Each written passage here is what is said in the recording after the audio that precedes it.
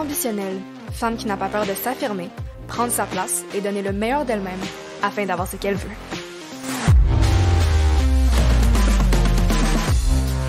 Donc, dans cet épisode, je reçois Marianne Labrie, qui est aussi connue sous le nom de Pink la Blonde. Donc, elle possède son propre salon de coiffure, le Pink la Blonde Club, et a créé sa propre académie de coiffure, la Pink la Blonde Academy. Pink, je la suis sur Instagram depuis très longtemps, puis dès que j'ai eu l'idée de mon podcast, en fait, j'ai tout de suite su que je voulais avoir un épisode avec elle. Donc, on parle notamment de comment elle a ouvert son propre salon de luxe à Montréal dans un contexte de pandémie, comment continuer à apprendre même lorsqu'on n'est plus sur les bancs d'école, la confiance en soi, comment est-ce que ça se développe, et plein d'autres sujets. Ma phrase préférée qui est sortie de l'entrevue, c'est définitivement « Win in silence », qui est l'une de ses citations favorites, et vous devrez écouter l'épisode pour comprendre pourquoi. Donc, j'espère que vous trouverez l'épisode aussi inspirant que moi lorsque vous l'écouterez, et c'est définitivement une personne que l'on gagne à connaître. Donc sur ce, je vous souhaite une excellente écoute.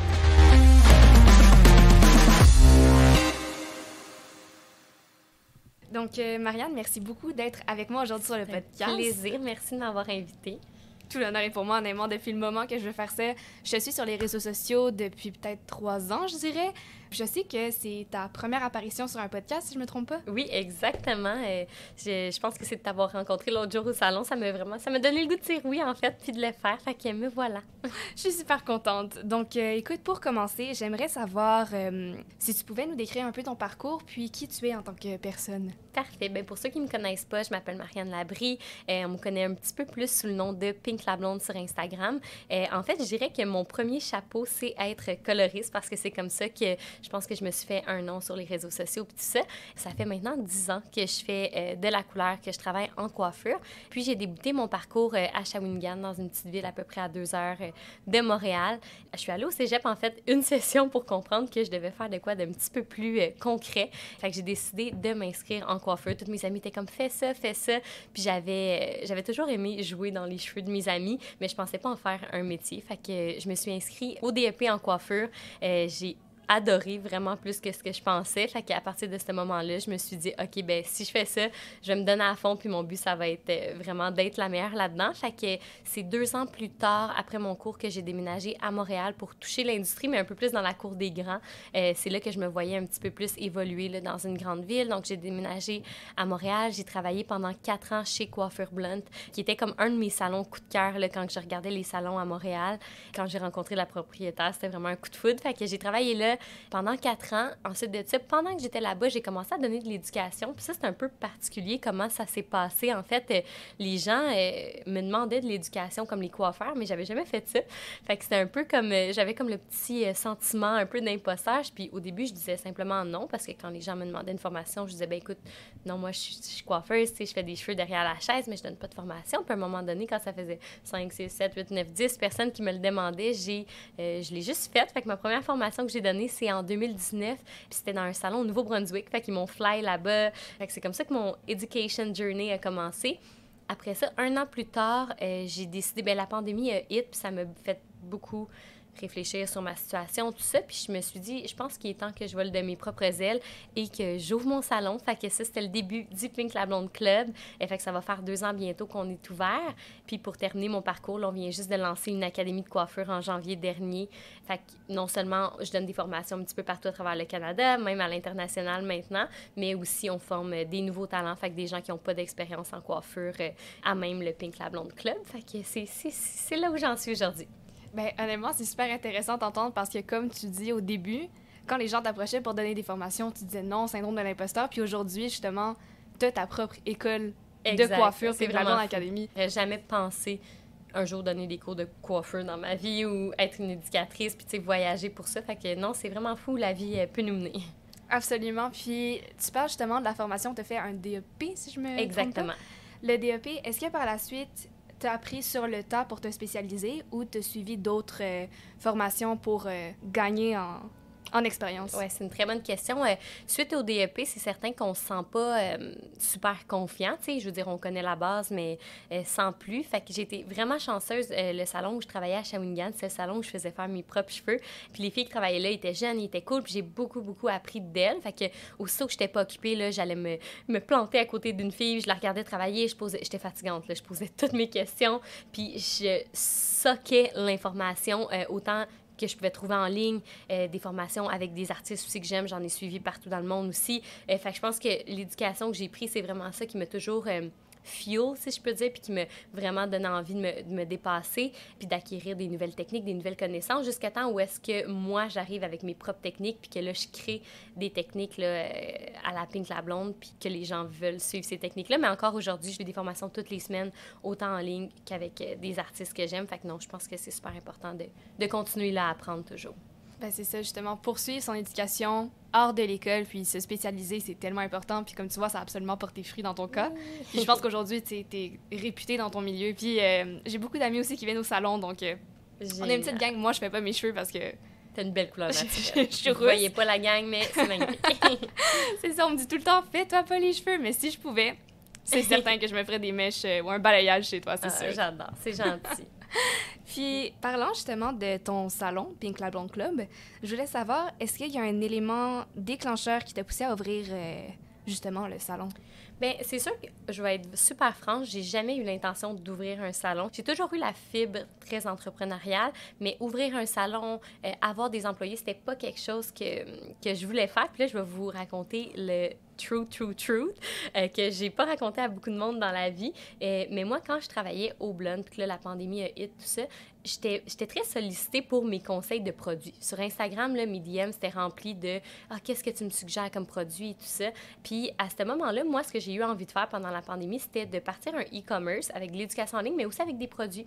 Fait que j'ai appelé Kerastase, puis j'ai dit « Hey, guys, est-ce que vous voulez me vendre vos produits? Je me start un e-com, puis je veux vendre Kerastase dessus parce que j'adore vos produits. » Puis la réponse, ça a été bien plate, mais ça a été on peut pas vendre de Kerastase à quelqu'un qui a pas de salon. Puis moi, j'ai dit « OK, ben checkez-moi bien. » Fait que j'ai fait un business plan dans comme 3 mois, puis next thing you know, j'ai ouvert un salon de 4000 pieds carrés pour finalement juste avoir voulu faire un e-commerce avec les produits Kerastase.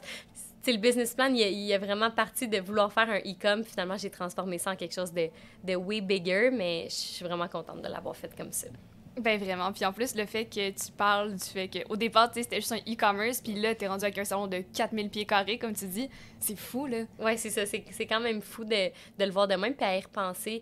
C'est fou comment, justement, une décision, tu sais, peut t'amener quelque part d'autre, puis que finalement, je pense que c'était vraiment ça qu'il fallait que je fasse au bout de la ligne, parce que, tu sais, d'avoir, je pense, un flagship store que j'aime dire, tu sais, d'avoir un endroit physique, je pense que ça parle encore plus pour le brand, puis c'est pour le brand identity aussi. Fait que je pense qu'un e-commerce sans ça aurait pas nécessairement fait de sens. Fait que merci à Kerastase de m'avoir poussé à ouvrir un salon. J'adore ça, c'est ça. On va remercier Kerastase. Puis, tu as parlé de ton branding, je suis vraiment contente que tu l'amènes parce que quand on te suit sur Instagram, que ce soit pour le salon ou bien ta page personnelle, on voit que ton branding est vraiment très fort. Puis, je voulais savoir comment est-ce que tu l'as développé? Est-ce que c'est un sens? Est-ce que c'est naturel? Bien, je dirais, oui, je pense que quand tu dis sens naturel puis tout, je pense que définitivement, dans le sens que moi, j'ai toujours adoré les belles choses, puis j'ai toujours été attirée, moi, vers les endroits de luxe où est-ce qu'on pouvait avoir une expérience, tu sais, même depuis que je suis jeune, même où on revient des années, là, 10 ans, quand que j'avais pas une scène, pour être bien honnête, puis que j'étais quand même du genre à aller me chercher un café dans un bel endroit, tu sais, économiser pour pouvoir aller dans un beau resto plutôt que d'aller 10 fois par semaine au McDo. Tu sais, j'ai toujours aimé ça, le côté expérience puis les brand identity super fort. Puis j'adore le marketing aussi. Tu vas voir, on va sûrement en parler un petit peu plus, mais j'adore le marketing puis je trouve que d'avoir un brand justement qui se démarque, c'est beaucoup par l'identité visuelle, mais aussi avoir un brand qui speak loud, c'est vraiment, tu sais, moi, mon but, c'était de me dire, OK, quand quelqu'un voit une photo passer sur Instagram, il faut qu'ils soient capables de dire « Hey, c'est Pink qui a fait ça » sans voir mon nom. Puis c'est comme ça aussi, je donne des cours de marketing maintenant, puis c'est ce que j'enseigne aux gens. C'est ça l'objectif. Pour avoir un brand qui crie genre « Hey, c'est Pink la blonde », il faut que l'identité visuelle revienne souvent. Fait que d'être très, très... Tu sais, je suis très, très attentive aux petits détails dans mes photos, toujours un petit peu les mêmes color palettes, tu sais, les mêmes typographies.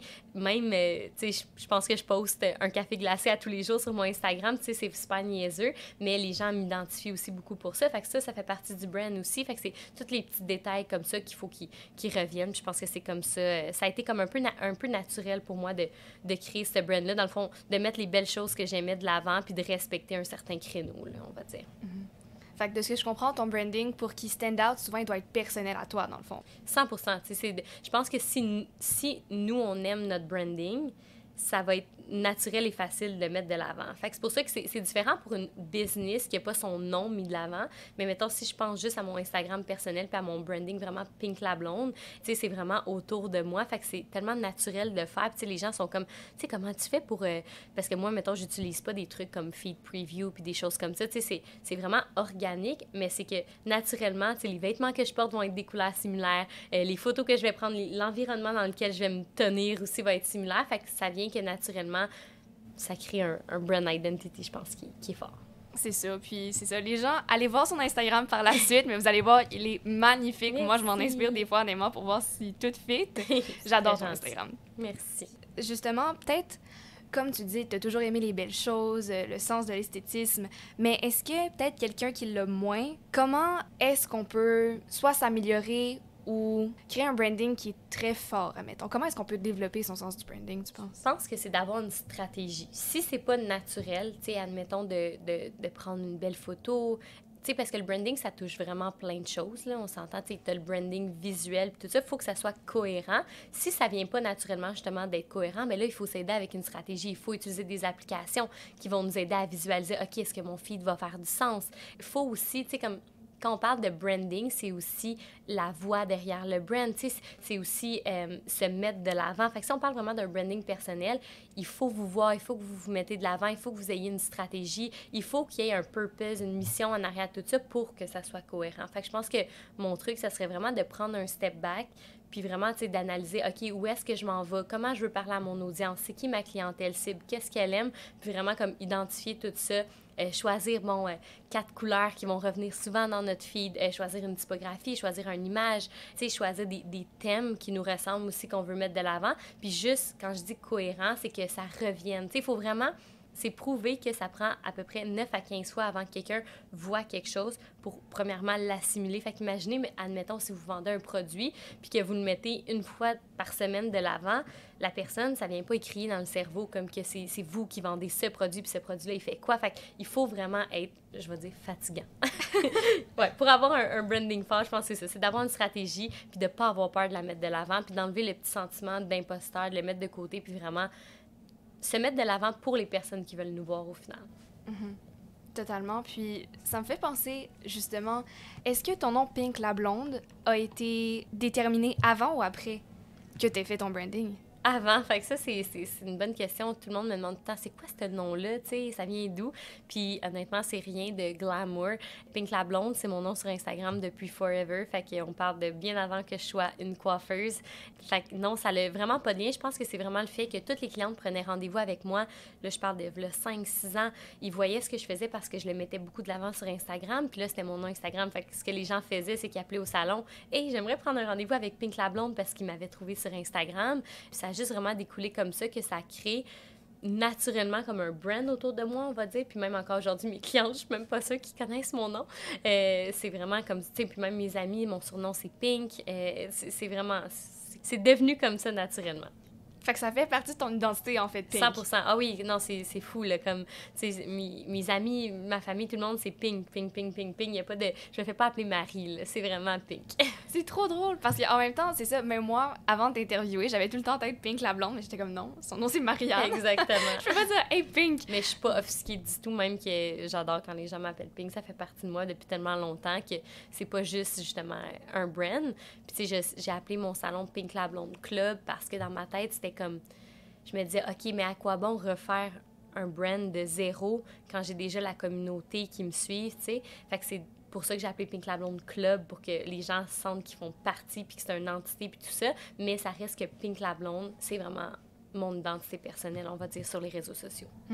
Mais c'est ça, Pink La Blonde, c'est un nom qui est tellement fort, j'ai l'impression, parce que... C'est catchy. C'est catchy, mais c'est que j'ai l'impression que tu identifies ça à une personne, oui, mais c'est plus global en même temps.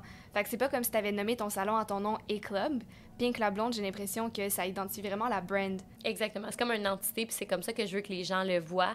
Tu sais, c'est pas Marianne Labrie. Tu sais, moi, la fin de semaine, c'est Marianne Labrie. Tu sais, je fais du sport, je fais d'autres choses, mais Pink La Blonde, c'est comme un peu le personnage, c'est l'entité en soi, le brand. Très bon nom, en tout cas. C'est clairement accrocheur, puis ça a fonctionné au fil des années. Puis maintenant, on va aborder l'aspect un peu plus entrepreneur. Donc, je me demandais quels sont les obstacles que tu as rencontrés en tant que femme entrepreneur et comment est-ce que tu les as surmontés? Bon, il y a mille et un obstacles. Il y a des obstacles tous les semaines, tous les jours même, je dirais. Le premier, ben, quand vient le temps de partir son entreprise, ben, on se pose beaucoup de questions, puis on rencontre beaucoup... sans que ce soit des obstacles, on rencontre beaucoup de choses pour la première fois. Fait que je pense que d'être bien entourée, puis tout ça, c'est ce qui m'a aidé à surmonter ça. Puis à pas avoir peur de poser mes questions aussi. Tu sais, j'ai fait du consulting avec des gens qui ont des entreprises, tu sais, puis de pas avoir peur justement de débourser des sous pour faire du consulting. C'est comme des formations puis tout ça. Je pense que je suis la personne aussi qui Google le plus dans la vie. Je suis crazy. Tu sais, quand je dis qu'on peut suivre des formations, on peut aussi tellement apprendre sur Internet. Puis ça, je pense que ça a été mon meilleur ami. Fait que pour surmonter beaucoup de mes obstacles, j'ai googlé et ça a fonctionné.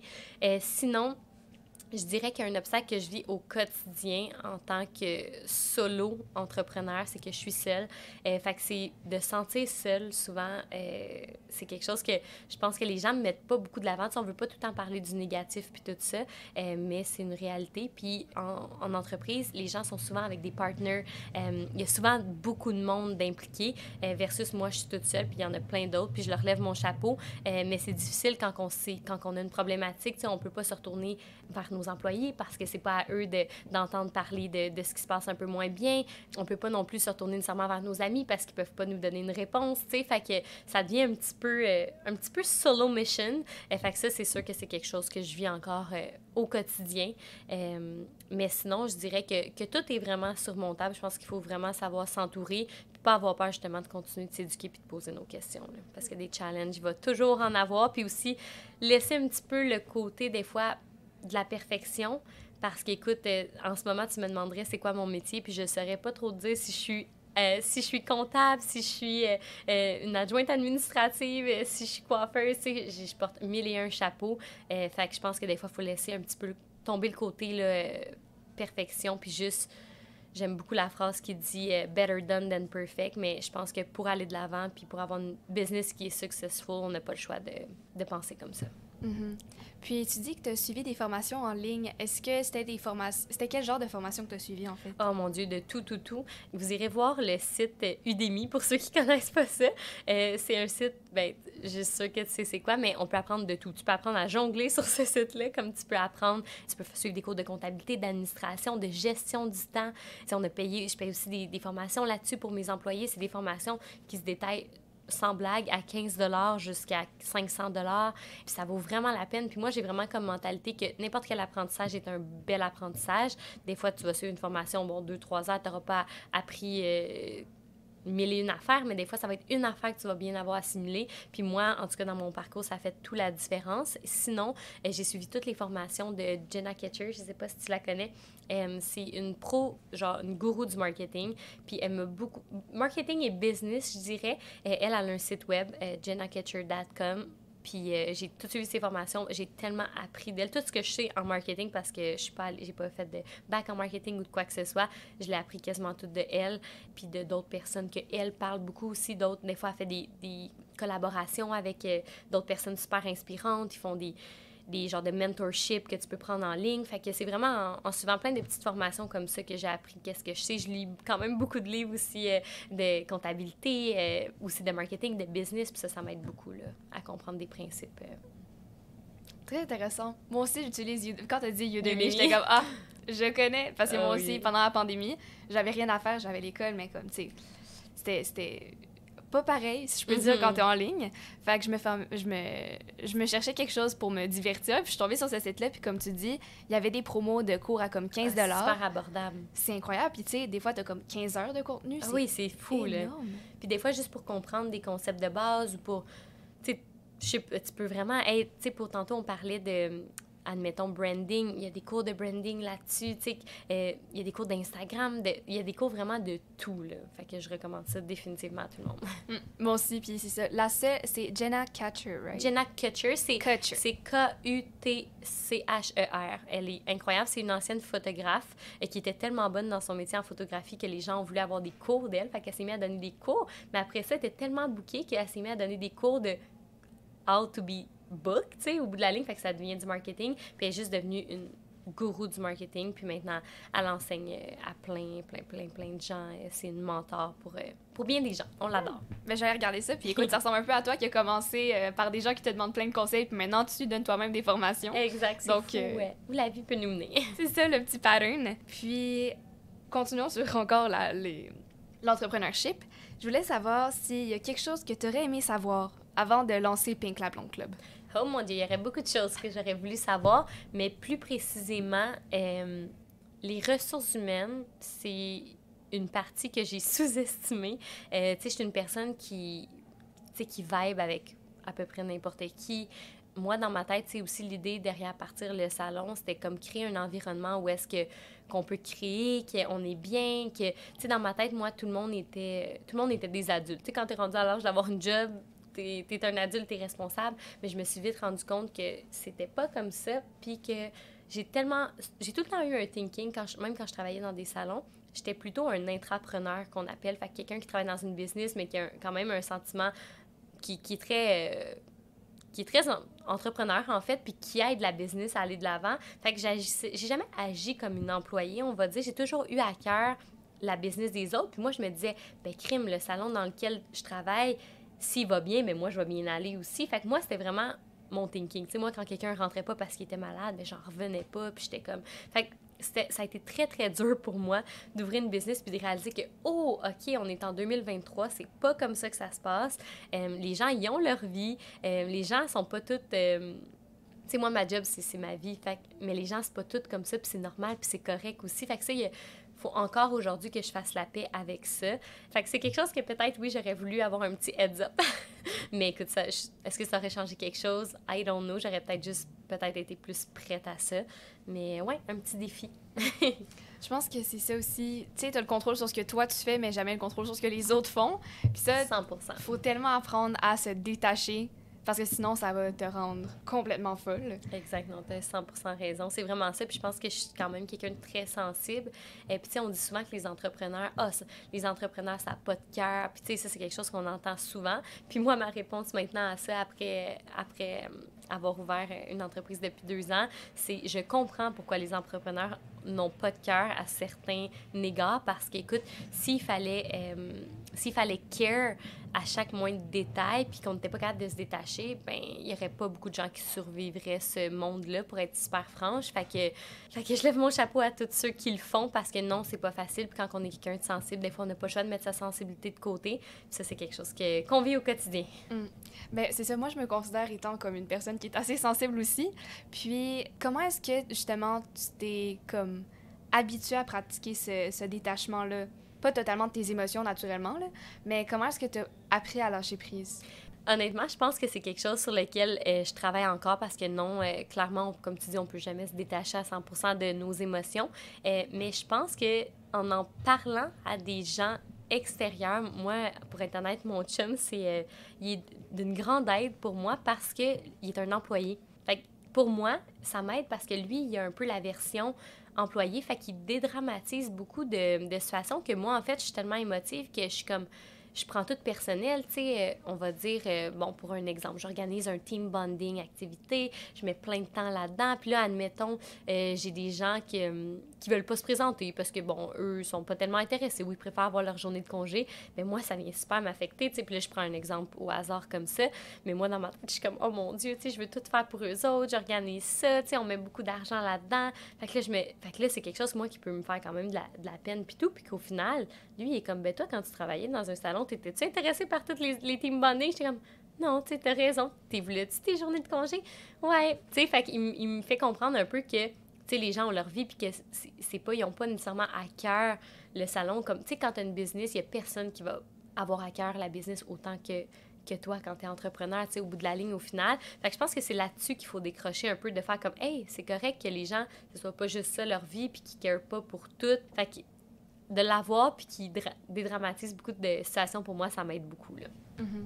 C'est ça, comme tu disais, c'est facile de le prendre personnel quand tu as ton entreprise, parce que j'ai l'impression aussi que la ligne est tellement fine entre toi en tant que personne et ton entreprise, parce que vous êtes tellement interreliés que ça 100%. devient...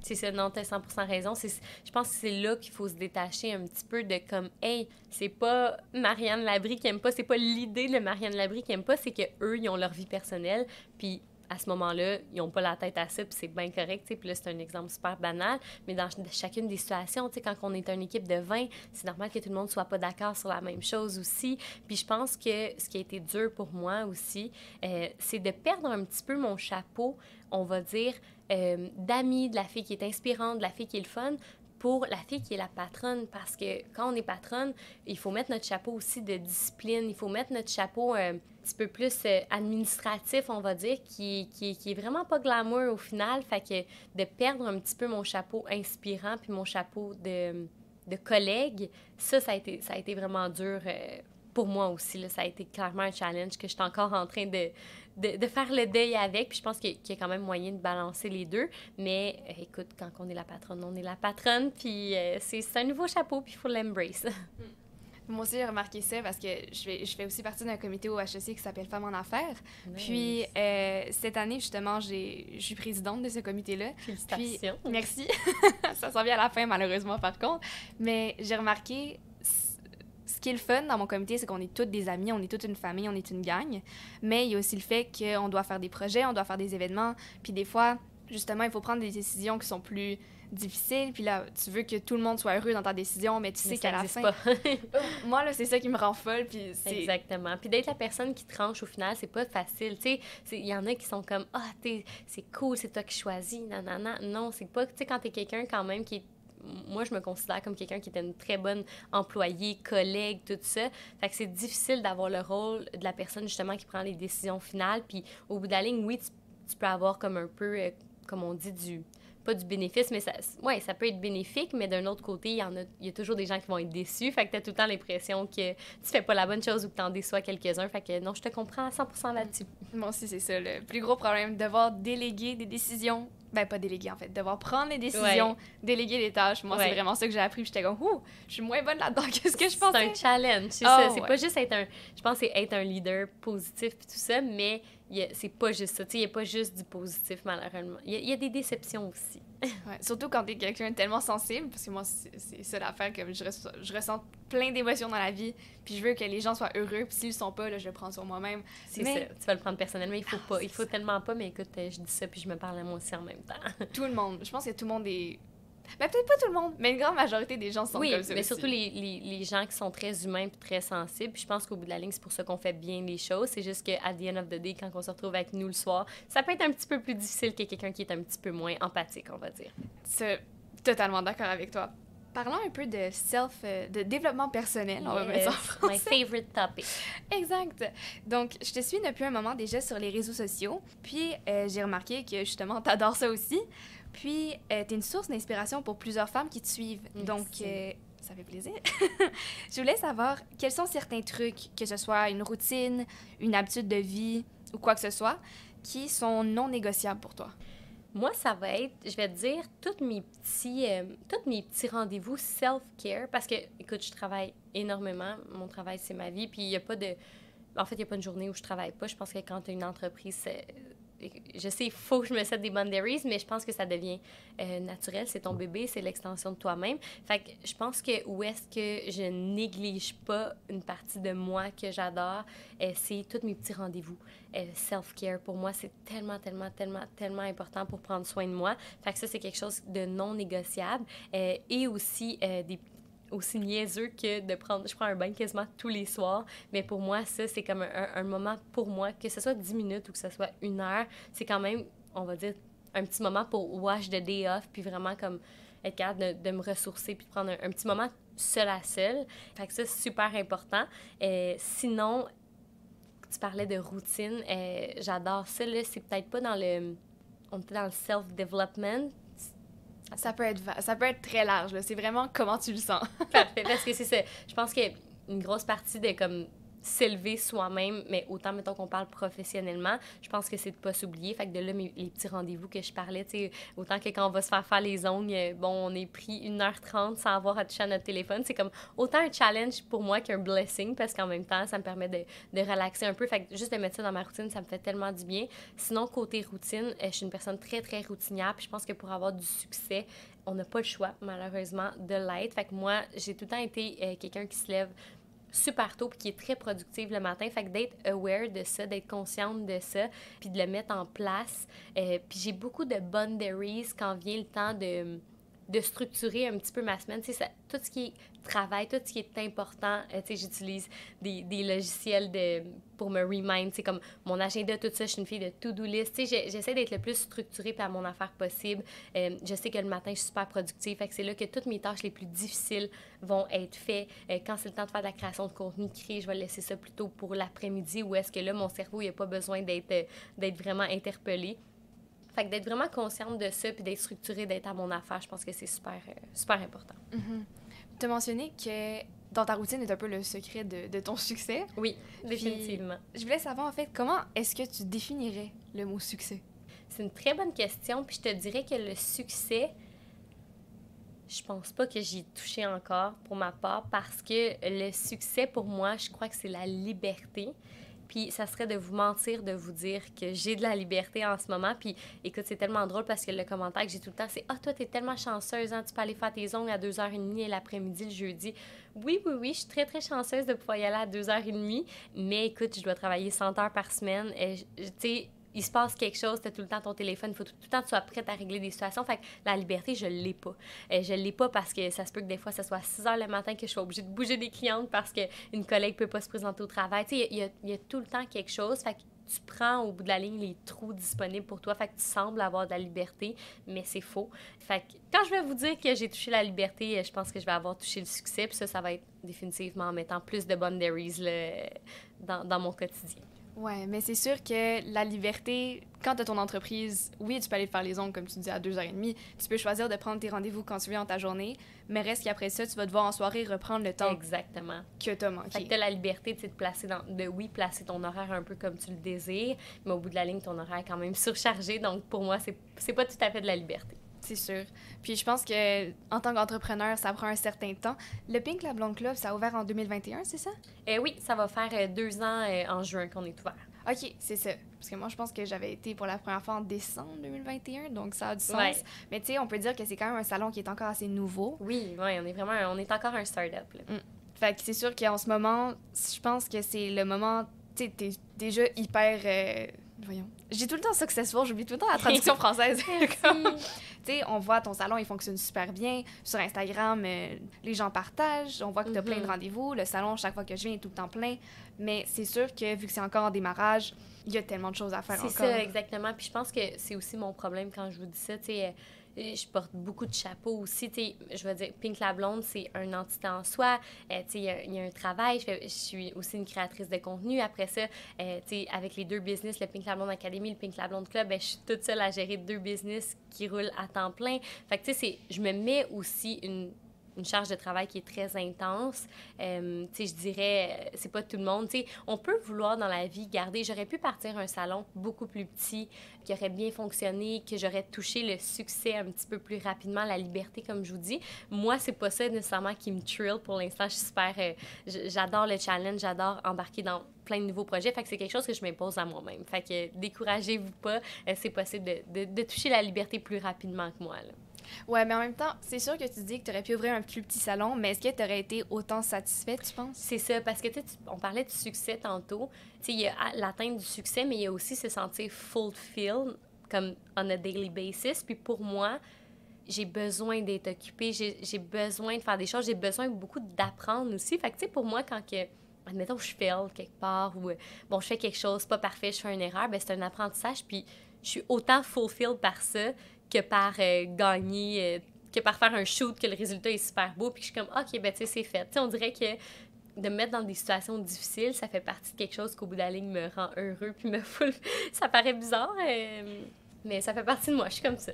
Mais je pense pas que c'est étrange en tant que tel, parce que plus tu fais quelque chose de difficile qui va te sortir de ta zone de confort, plus ton sentiment d'accomplissement va tellement être grand de l'avoir fait malgré tout, puis que t'as réussi, tu sais. C'est vraiment ça. Fait que je pense que le sentiment d'accomplissement aussi, comme on parlait de succès tantôt, je pense que ça en fait partie aussi. Fait que j'ai pas touché tout le succès, mais j'en ai touché un petit peu. Ben, honnêtement, il faut commencer quelque part, puis Exact. tu sais, pour tout ce que t'as fait à date, je pense que tu peux dire que t'as accompli beaucoup de choses, mais continuons sur ce sujet. Oui. À date, quel est ton plus bel accomplissement? Je dirais si je peux changer ça en mon plus grand. Oui. Oui, mon plus grand accomplissement ou mon plus bel. Le top de ma liste, mon number one, c'est définitivement avoir fait un stage. Fait qu'en coiffeur, quand on fait un stage, c'est qu'on donne une formation, une prestation devant beaucoup, beaucoup de monde. Fait que j'ai fait ça devant 3000 personnes. Puis c'était la première fois que je faisais ça.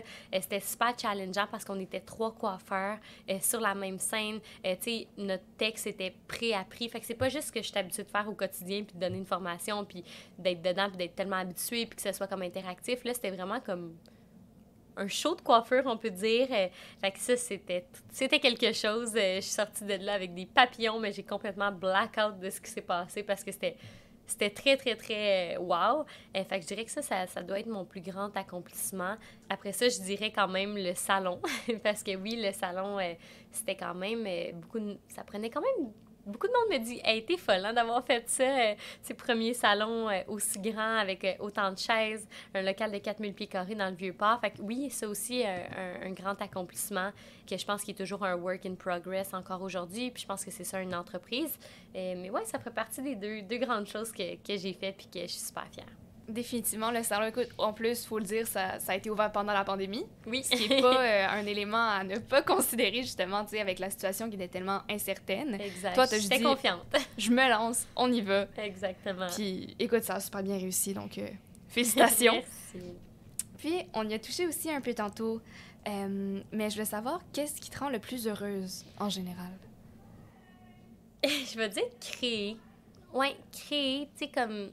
Malgré que, comme je vous disais tantôt, je porte plein de chapeaux puis que j'aime un peu de tout, je pense que ce qui me rend heureuse, c'est de toucher à tout. Puis c'est pour ça, je pense que quand on est entrepreneur, c'est qu'on sent qu'on a le besoin de faire un petit peu de tout. Tu sais, j'aurais pas pu terminer mes jours en faisant juste des cheveux, comme je pourrais pas être juste derrière mon ordinateur. Mais vraiment, quand je suis dans ma zone, c'est quand je crée, puis que j'ai pas vraiment de barème. Fait que toute la partie comme direction artistique, admettons, d'un shoot, quand c'est vraiment comme mes idées, je suis un lion en passant la gang, fait que mes idées doivent être respectées.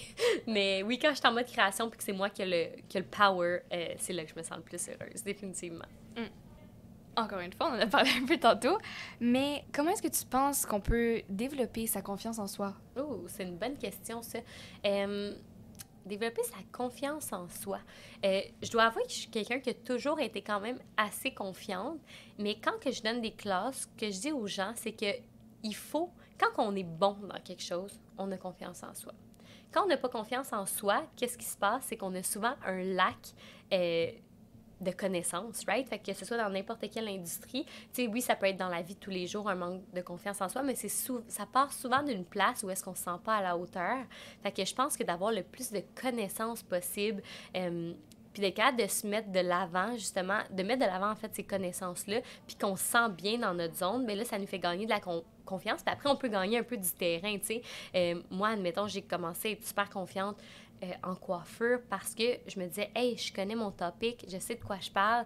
Quand que je parle à mes clientes, je sais que je leur dis pas n'importe quoi. Puis là, à un moment donné, bien, tu commences à sortir, à aller dans des restaurants, peu importe, tu commences à avoir des conversations avec les gens. Puis les gens sont intéressés par ce que tu leur racontes. Puis après, je pense que c'est de prendre tu sais, quand je dis de connaître des choses, mais je pense que plus que de culture aussi générale, plus que tu as confiance en toi. Fait que, ouais, l'éducation, je pense que c'est quelque chose qui donne confiance en soi. Puis de se mettre out there, parce que si on est, tu sais, admettons qu'on est quelqu'un de gêné, qui sort pas beaucoup, qui a pas trop confiance, mais qu'on s'arrête à ça, puis on reste dans notre chambre, puis on dit, écoute, donc, moi, je sortirai pas, j'ai pas confiance en moi, j'ai peur, mais on sera jamais meilleur. Fait que je pense qu'il faut se planter, il faut être gêné. Et moi, quand j'ai commencé en coiffeur, j'étais tellement gênée.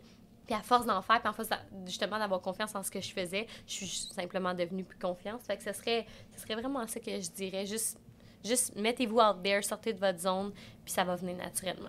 Tu dis que t'étais gênée avant, mais moi, je t'écoute parler, puis ça paraît tellement pas. Comme, tu sais, on te croise dans la vie, puis tu vas juste saluer tout le monde, tu vas aller les voir. T'es vraiment going comme personne, donc j'imagine que c'est le processus qui est arrivé. Ben vraiment, tu sais, surtout la coiffure, pour vrai, c'est quelque chose... je remercie vraiment la coiffure pour ça, parce que t'es mis d'en face du monde à tous les jours. Tu sais, la cliente vient... Il faut que tu aies confiance en toi pour qu'elle te fasse confiance. Fait que ça m'a tellement aidé à me dégêner parce que je dirais pas que ça venait d'un manque de confiance. De ma part, c'était vraiment de la gêne. Tu sais, je regarde, là, quand j'étais tout petite, j'avais de la misère à commander ma nourriture au restaurant tellement j'étais gênée. Ou, tu sais, maman faisait une blague, puis j'étais comme maman, tu sais, j'avais honte. Tu sais, j'étais vraiment une personne gênée. Puis à un moment donné, je me suis dit dans la vie, mais comme, hey, si personne ne parle pour toi, tu sais, si tu parles pas pour toi, personne ne va le faire. Là. Fait que je pense que ça, la coiffeuse, ça m'a vraiment appris à prendre ma place puis à me mettre out there. Puis à vraiment, tu sais, quand t'as pas tout le temps... je viens pas d'une famille comme super proche, tu sais, je peux pas considérer vraiment... Tu sais, je vois mes parents 1 à 2 fois par année. Fait que j'ai pas vraiment, on va dire, une équipe de soutien autour de moi. Fait qu'à un moment donné, il faut être capable de parler pour soi-même puis se protéger puis prendre sa place. Fait que ça m'a vraiment aidé le métier en soi, là. Absolument. Puis je pense que c'est la base d'apprendre. Mais je pense que c'est quelque chose qui s'apprend parce que naturellement, tu sais, dans le monde, t'es là, puis il y a certaines choses que tu dois faire. Puis c'est vrai que c'est un bon point. Je pense que j'y avais déjà pensé, mais en tant que tel, le fait que tu sois pas... que t'aies pas les connaissances dans un certain sujet, ça va influencer la manière dont tu vas te sentir, dont tu vas te présenter par rapport à ça. Ben oui, 100%. Tu sais, si à un moment donné, je sais pas, tu t'en vas dans un bar, il y a deux filles qui commencent à te parler, puis là, ils parlent ensemble, puis ils se mettent à parler d'une boutique, puis toi, tu connais pas cette boutique-là, puis là, c'est vraiment très banal comme sujet. Mais là, tu vas être à côté, puis tu pourras pas prendre part dans la conversation, puis qu'est-ce qui va se passer, mais tu vas te sentir petite dans tes shorts, puis tu vas te sentir pas confiante. Fait que, tu sais, je dis pas qu'il faut connaître tous les sujets du monde, mais il y a certains sujets, tu sais, plus qu'on en connaît, je pense que plus qu'on peut se mettre out there, puis prendre notre place, tu sais. Puis, écoute, je voulais savoir aussi, quelle est ta valeur la plus importante pour toi et pourquoi? Je dirais ma valeur la plus importante, je dirais définitivement l'authenticité. Puis ça va autant avec moi puis les gens qui m'entourent. Je trouve que c'est super important d'être true to who we are, définitivement. Mais aussi dans mon travail, je trouve que, tu sais, jamais je vais accepter, exemple, un contrat de quelque chose qui me ressemble pas, qui me parle pas, puis qui irait à l'encontre, justement, de mes valeurs personnelles. Fait que ça, c'est super important. Fait de rester authentique face à qui on est, vers où on veut aller aussi. Puis je pense qu'en restant authentique, ça attire aussi des gens authentiques. Fait que, définitivement, ma valeur principale. Effectivement, je pense que c'est bon pour tout le monde dire l'authenticité parce que les gens le sentent aussi quand t'es pas toi-même, tu sais. Tellement, c'est fou. Puis moi, j'ai tellement un gut fort pour ça. Écoute, j'aime mieux travailler avec, là, je dis ça comme ça, mettons un partenariat, exemple, avec un influenceur. Je préférerais travailler avec un influenceur qui a 10 000 abonnés, qui est super authentique, tu sais, que son contenu lui ressemble, que clairement, elle parle à son audience d'une façon vrai que d'aller vers quelqu'un qui est complètement fauné puis qui écoute, tu sais tout de suite. Fait que non, moi, je sens ça à des kilomètres à la ronde puis c'est tellement important pour moi. Ben oui, c'est ça. Puis, est-ce qu'il y a un livre ou un film qui t'a particulièrement marqué? Film, je dirais pas. Livre, je lis pas beaucoup de livres. Ah non, mais c'est pas vrai que je lis pas j'allais dire, je lis pas beaucoup de livres qui auraient pu me marquer parce que je lis beaucoup de livres business, tout ça. Fait que bon, ils m'ont tous marqué d'un certain sens. Mais un livre qui m'a vraiment donné du willpower, c'est le livre de Jen Akin. Je sais pas si vous la connaissez, c'est elle qui est partie le brand The Way. C'est une coiffeuse à la base, puis je connaissais pas son histoire du tout. Fait que de lire vraiment son... C'est pas une autobiographie. Oui, on peut dire que c'est une autobiographie, comme elle parle beaucoup de son histoire, puis de comment ça a parti sa carrière, puis tout ça. Puis c'est tellement impressionnant parce que c'est une fille qui vient de absolument rien. Puis souvent dans la vie, quand on regarde les gens qui ont réussi, puis moi, je me fais toujours dire le commentaire, hein, « Ah, toi, tes parents, ils doivent être riches, ah, toi, tu dois te promener avec l'auto de ta mère. » Tu sais, comme le monde, ils savent pas, hein, tu sais, ils regardent de loin puis ils jugent, mais on a toute tendance à faire ça, tu sais, on regarde...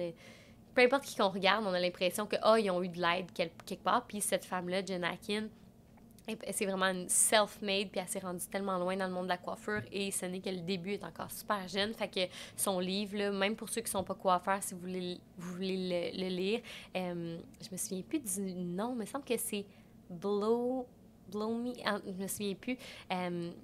on pourrait vous le mettre peut-être dans la description du podcast ou quelque chose, là, mais c'est vraiment, vraiment bon. Vraiment, ça m'a beaucoup marqué. Oui, donc je viens de regarder sur Internet, pour ceux qui se demandent, le nom... Quick. Là, oui, absolument. Le nom du livre, c'est « Blowing My Way to the Top. Exactement. How to Break the Rules, Find Your Purpose, and Create the Life and Career You Deserve. » Exactement. Fait que c'est pas juste abattre les cheveux. Elle a réussi dans l'industrie des cheveux. Fait que ça m'a particulièrement touchée. Mais écoute, je suggère ce livre-là à n'importe quelle femme entrepreneur, là. Ben, le titre est très accrocheur, moi, honnêtement. C'est le genre de livre que je prendrais pour le lire. Non, c'est trop, trop bon. C'est le livre que j'ai lu le plus rapidement. Puis, tu sais, je suis quelqu'un qui est quand même... mon attention spam, si je suis pas intéressée, est assez court. Mais non, ça m'a vraiment, vraiment marqué. Donc, une autre chose à ajouter sur votre liste, si jamais vous cherchez un bon livre. Puis, écoute, si tu avais un conseil à donner aux gens qui nous écoutent, quel serait-il? Faites-vous confiance. Ça va être mon premier conseil. Faites-vous confiance parce qu'on est tellement dans une société où est-ce que les gens vont vous donner des conseils par rapport à leur situation à eux, OK? Fait que des fois, de demander trop conseil, tu sais, tantôt, je disais demander conseil. Oui, demander conseil aux bonnes personnes à qui vous prendriez le conseil, justement. Mais je trouve que on a souvent tendance dans la vie, quand il y a une situation négative ou peu importe, de se retourner vers tous nos amis, tout le monde, parler de la situation. Tu sais, que ce soit... On fait tout ça, hein? Puis là, je prends ma sœur comme exemple. Elle va me trouver drôle de parler d'elle, mais... exemple, qu'il se passe de quoi avec son chum, mais là, elle va vouloir prendre un petit peu le feedback de tout le monde. Mais les gens répondent par un feedback qui leur appartient, tu sais. L'amie célibataire, c'est sûr qu'elle a envie que tu sois célibataire parce qu'elle a envie que tu sortes avec le vendredi soir versus l'autre amie, elle, qui est sérieuse, qui est en couple, elle va te dire « Ben non, tu sais, réessaye, nanana. » Fait que les gens répondent pas vraiment pour ce qui est bon pour toi, mais ils vont répondre pour ce qui est bon pour eux. On vit dans un monde un petit peu comme ça, malheureusement. Fait que faites-vous confiance, puis écoutez votre instinct. Moi, je suis quelqu'un de très, très, très quiet, dans le sens que souvent, je lance quelque chose, puis mes amis les plus proches sont même pas au courant, dans le sens que, tu sais, je m'écoute vraiment, puis, tu sais, quand on dit « win in silence », j'aime beaucoup ça, cette phrase-là aussi, de quand on a des idées, quand on veut faire des grandes choses, bien de prendre les actions pour le faire, de se faire confiance au lieu d'en parler à tout le monde avant de le faire. Fait que ça serait un de mes conseils, définitivement. C'est vrai, puis souvent, j'ai l'impression que, tu sais, même moi, avant de faire quelque chose, souvent, je vais me retourner vers mes amis ou mon chum, je vais être comme « Ah, qu'est-ce que t'en penses de cette chose-là? » Puis je sais que je veux le faire, mais on dirait que des fois, tu sais, on veut chercher la validation extérieure. Exactement. Pour s'assurer qu'on est sur la bonne voie. J'ai l'impression qu'il y a aussi un peu de people-pleasing aussi de ce côté-là. 100%. C'est sûr. Oui, puis, tu sais, on veut aller chercher aussi on va aller chercher des bravos, on va aller chercher de la reconnaissance, tout ça, mais je pense que c'est pas toujours the way to go.